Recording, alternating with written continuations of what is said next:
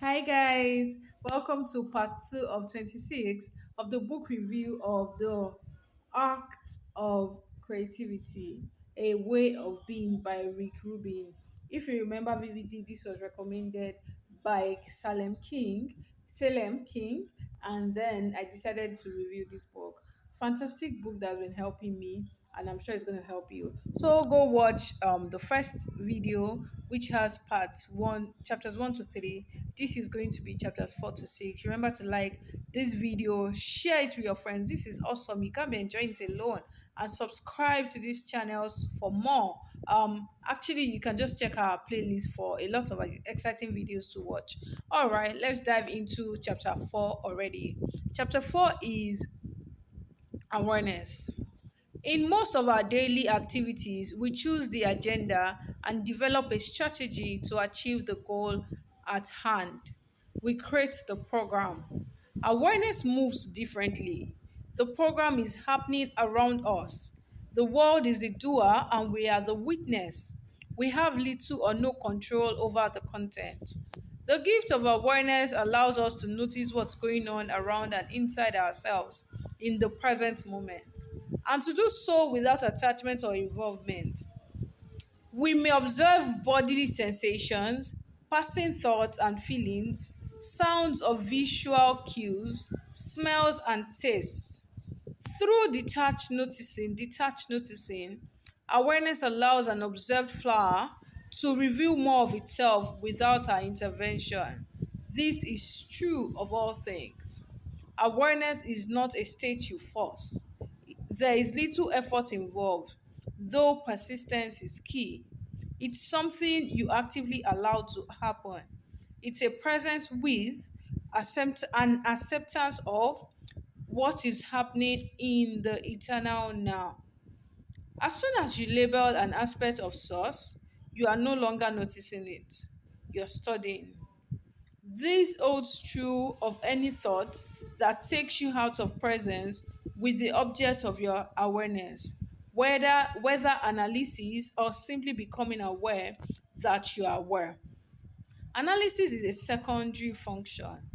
The awareness happens first as a pure connection with the object of your attention. If something strikes me as interesting or thought or beautiful, first I live that experience. Only afterward might I attempt to understand it. Though we can't change what it is that we are noticing, we can change our ability to notice. We can expand our awareness and narrow it, experience it with our eyes open or closed. We can quiet our inside so that we can perceive more on the outside, or quiet the outside so that we can notice more of what's happening inside. We can zoom in on something so close it loses the features that make it what it appears to be, or zoom so far out it seems like something entirely new. The universe is only as large as our perception of it. When we cultivate our awareness, we are expanding the universe. This expands the scope, not just the material at our of not this expands the scope not just of the material at our disposal to create from, but of the life we get to live. Let me read the shortlet, like I say shortlet. Let me read the summary that was written here. The ability to look deeply is the root of creativity. To see past the ordinary and mundane and to get to what might otherwise be invisible. Okay, he doesn't speak for to me so much, but I don't know, he might speak to you. So let me go to the next one. 5. The vessel and the filter. Each of us has a container within. It is constantly being filled with data.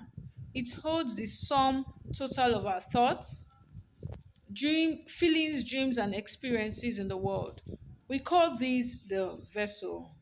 Information does not enter the vessel directly, like rain filling into a barrel. It is filtered in a unique way for each of us. Not everything makes it through this filter, and what does get through doesn't always do so faithfully. We each have our own method of reducing source. Our memory space is limited. The creativity is unlimited, but our memory space is is limited. Our senses often misperceive data, and our minds don't have the processing power to take in all the information surrounding us. Our senses would be overwhelmed by light, color, sound, and smell. We would not be able to distinguish one object from another. To navigate our way through this immense world of data, we learn early in life to focus on information that appears essential of particular interest and to tune out the rest. As artists, I like this part, we seek to restore our childlike perception, a more innocent state of wonder and appreciation not tethered to utility or survival. I like this.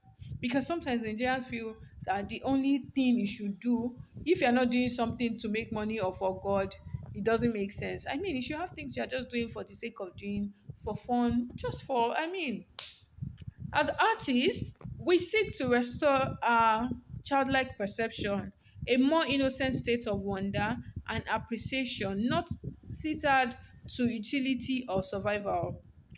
Our filter inevitably reduces source intelligence by interpreting the data that arrives instead of letting it pass freely. As the vessel fills with these recast fragments, relationships are created with the material already collected. These relationships reduce beliefs and stories. They may be about who we are, the people around us, and the nature of the world we live in. Eventually, these stories coalesce into a worldview. As artists, we want to hold these stories softly and find space for the vast amount of information that doesn't fit easily within the limits of our belief system. The more raw data we can take in and the less we shape it, the closer we get to nature. One can think of the creative act as taking the sum of our vessel's content as potential material, selecting for elements that seem useful or significant in the moment, and representing them. I like the way he said it, representing them. That's what it means to represent. Representing. This is source drawn through us and made into books, movies, buildings, paintings, mills, businesses, whatever project we embark on. Like now, this book has been written by Rick Rubin. What I'm doing is representing the book by reviewing it. If we choose to share what we make, our work can recirculate and become source material for others. Source makes available, the filter distills, the vessel receives, and often this happens beyond our control. It is helpful to know this default system can be bypassed. With training, we can improve our interference with source and radically expand the vessel's ability to receive. Changing the instrument is not always the easiest way to change the sound of the music, but it can be the most powerful. No matter what tools you use to create, the instrument is you, and through you, the universe that surrounds us all comes into focus. I love that. It's worthy of reflection. Listen to it again. Six, where we're ending this part. Okay, the unseen. By conventional definition, the purpose of art is to create physical and digital artifacts, to fill shelves with pottery, books, and records. Though artists generally aren't aware of it, that end work is a byproduct of a greater desire. We aren't creating to produce or sell material products. The act of creation is an attempt to enter a mysterious realm, a longing to transcend. What we create allows us to share glimpses of an inner landscape, one that is beyond our understanding. Art is our portal to the unseen world. Without the spiritual component, the artist works with a crucial disadvantage. The spiritual world provides a sense of wonder and a degree of open-mindedness not always found within the confines of science.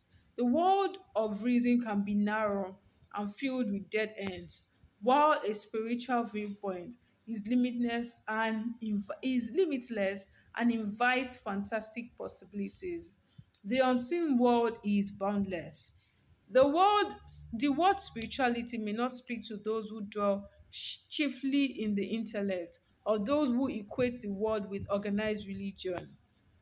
If you prefer to think of spirituality as simply believing in connection, that is fine. If you choose to think of it as believing in magic, that is fine too. The things we believe carry a charge regardless of whether we can the things we believe carry a charge regardless of whether they can be proven or not. The practice of spirituality is a way of looking at a world where you are not alone. There are deeper meanings behind the surface. The energy around you can be honest to elevate your work. You are part of something much larger than can be explained, a world of immense possibilities.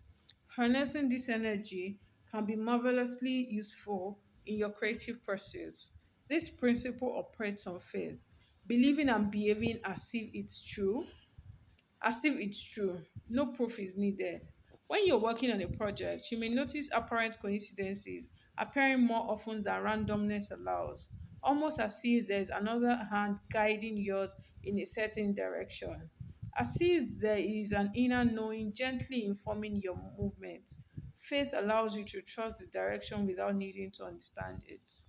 Pay particular attention to the moment that take your breath away, a beautiful sunset, an unusual eye color, a moving piece of music, the elegant design of a complex machine.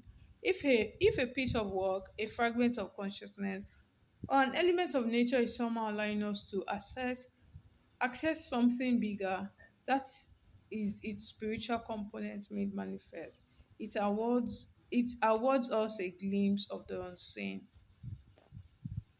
It is not unusual for science to catch up to art eventually, nor is it unusual for art to catch up to the spiritual. I think this people have told me that when I'm reading, I should stop doing yaps. So I decided to read today so that you guys can just listen and make your own conclusions from what I've read. So hope you enjoyed this. Thank you for watching. Yeah, see you in the next one and enjoy the other videos in this series. Take care of yourself. Bye.